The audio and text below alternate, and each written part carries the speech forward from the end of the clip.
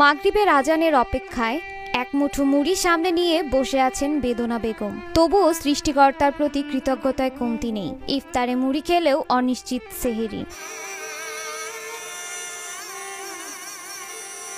সেহেরিতে কি খাবে, খাবার আদৌ পাবে কিনা তারও নেই ঠিক। সেহেরির জন্য তাকিয়ে থাকতে হয় প্রতিবেশীদের দিকে। প্রতিবেশী যখন দেয় তখন খা, যখন না দেয় না খাই থাই। আজকে দেখলাম যে খালি শুকনা মুড়ি দিয়ে কোনদিন ইফতার করে, সারাদিন তো রোজা থাকলে পরে এমনি গলামোলা শুকাই থাকে। বেদনা বেগমের মেয়ে কিছু মুড়ি কিনে নিয়ে মাকে দেখতে এসেছেন। মেয়ের আনা সেই মুড়িতেই চলছে তাদের ইফতার। রকমারি আয়োজনে অনেকেই শান্তিমতো ইফতার করলেও এই বিধবার ভাগ্য হয়ে উঠেছে অভাবের দীর্ঘশ্বাস।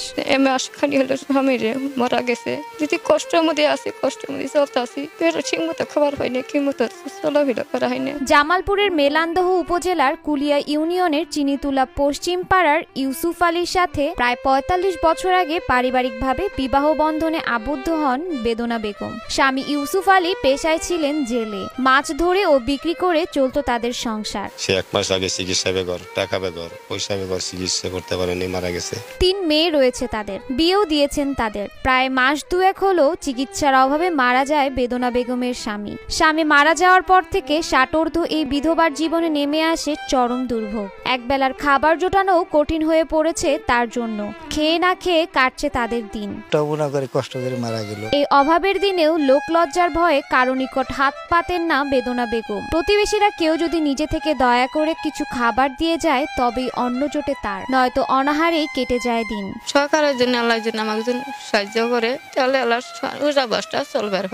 স্বামীর সামান্য আয়েশ নিজের সংসার চালাতেই হিমশিম খেতে হয় বেদনা বেগমের মেয়েদের। তাই ইচ্ছা থাকলেও মাকে আর্থিকভাবে সহযোগিতা করা হয়ে ওঠে না। আর ৩টি মেয়েও যে তার মাকে সহযোগিতা করবে এই সমর্থ তাদের নেই। তাও শত কষ্টের মাঝেও মায়ের জন্য মুড়ি নিয়ে এসেছে ছোট মেয়ে। তাই দিয়েই মা ইফতার সারছেন।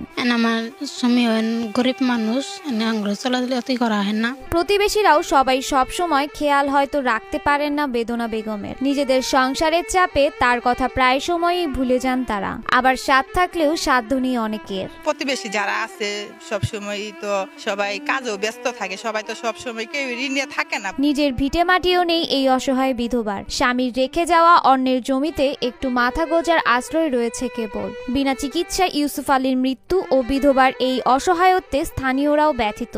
তার যে একটু বাড়ির সম্পদ তাও নাই, অন্য একজনের বাড়িতে ঘর তুলে আছে। বেদনা বেগমের আর্থিক দৈন্যদশাতে বিচলিত পরিষদের সদস্যরাও। রমজান মাসে তার অনিশ্চিত ইফতার ও সেহেরি খাওয়া নিয়ে চিন্তিত তারা। পরিষদের বরাত দিয়ে সহযোগিতা করার পাশাপাশি এই বিধবার রমজান মাস একটু ভালো কাটাতে প্রশাসনের সাহায্য কামনা করেন তারা।